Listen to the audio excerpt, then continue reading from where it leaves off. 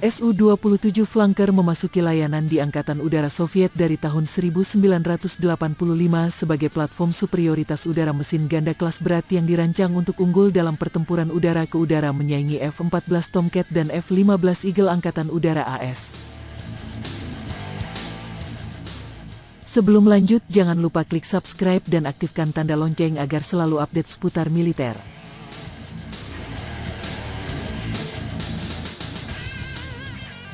Flanker dapat mengimbangi persenjataan yang lebih berat, jarak yang lebih jauh, rasio dorong yang unggul dan tingkat ketinggian yang lebih baik yang difasilitasi oleh mesin turbofan AL-31F yang lebih kuat.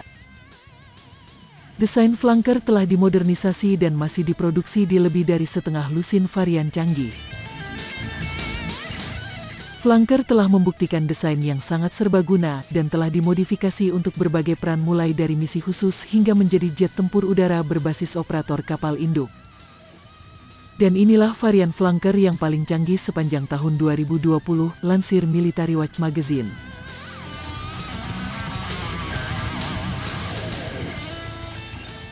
Satu, J-11D. Sebagai penerus Shenyang J-11B yang mulai beroperasi pada pertengahan 1990-an, desain J-11D meningkat pesat dari varian J-11 yang lebih tua dengan avionik, material komposit, dan sistem peperangan elektronik yang lebih canggih daripada flanker asli. Mungkin desain pesawat tempur generasi keempat ini yang paling ambisius. Program J-11D saat ini berada pada tahap prototipe canggih.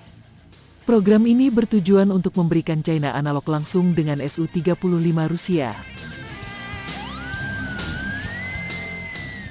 Pesawat tempur baru ini akan mengintegrasikan banyak teknologi yang dikembangkan untuk pesawat tempur generasi kelima J-20 China, memanfaatkan beberapa bahan komposit terbaru untuk badan pesawat yang lebih ringan dan lebih kuat menggunakan radar AESA untuk kesadaran situasi yang superior dan deteksi radar musuh yang lebih rendah.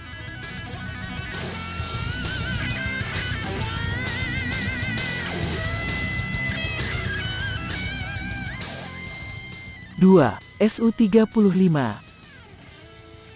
Memasuki layanan pada tahun 2014, Su-35 adalah platform superioritas udara kursi tunggal khusus Rusia pertama yang memasuki produksi massal. Peningkatan pesawat tempur Su-35 yang paling menonjol adalah mesin AL-41 yang lebih kuat dan merupakan yang pertama di dunia dengan kapabilitas vektor 3 dimensi, bobot badan pesawat komposit yang lebih ringan, sistem peperangan elektronik dan avionik baru, serta radar Irbis E Passive Array.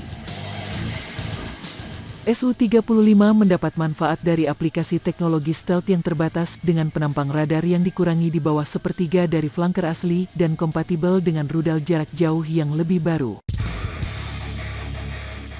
Su-35 mewakili peningkatan besar pada desain flanker asli Rusia yang telah menunjukkan kepercayaan diri yang besar dan proses produksinya kemungkinan akan terus berlanjut.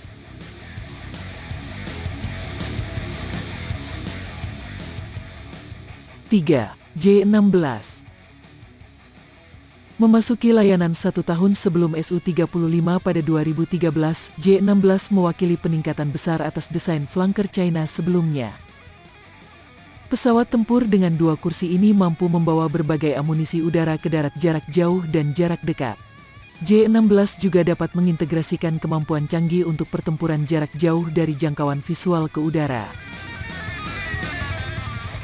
Pesawat saat ini merupakan satu-satunya turunan flanker yang menggunakan radar AESA yang dikombinasikan dengan pelapisan siluman. J-16 dilaporkan memiliki misi khusus untuk menargetkan pesawat pendukung musuh seperti tanker dan AWACS pada jarak yang sangat ekstrim.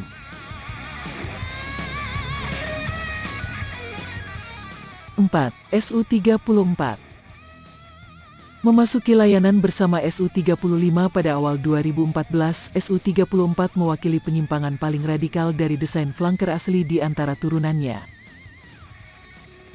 Su-34 adalah pesawat tempur kelas berat dengan kemampuan pertahanan udara ke udara sekunder, di mana flanker asli dirancang hampir secara eksklusif untuk keunggulan di udara. Pesawat ini dapat mengerahkan berbagai rudal udara ke darat, anti radiasi, dan amunisi anti kapal termasuk rudal jelajah jarak jauh yang memiliki kisaran jangkauan hingga 5.500 km. Su-34 tidak memiliki kemampuan manuver dan ketinggian operasional yang tinggi dari desain flanker lainnya. Meskipun memiliki akses rudal udara ke udara, ia sangat khusus dalam peran udara ke darat dan anti peperangan. Mesin AL-31FM2 merupakan yang paling kuat untuk diintegrasikan ke dalam turunan flanker ini.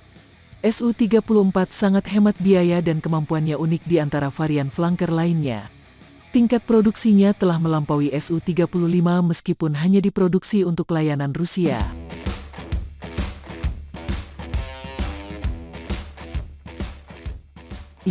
Su-30SM.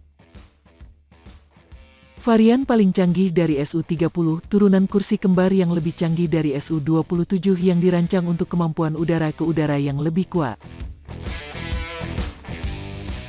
Su-30SM jauh lebih mampu daripada desain asli yang memasuki layanan pada 1996.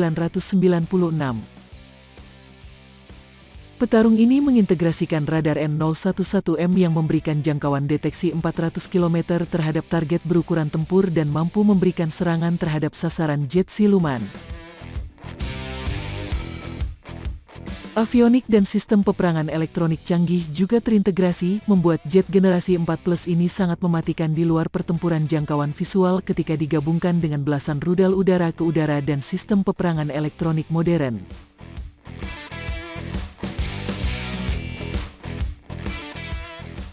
Sebuah program untuk meningkatkan desain menjadi pesawat tempur generasi 4 Plus yang lebih setara dengan Su-35 juga sedang dipertimbangkan, yang akan mencakup integrasi mesin turbofan AL-41FS untuk kemampuan manuver yang unggul dan radar Irbis-E untuk kesadaran situasional yang lebih besar.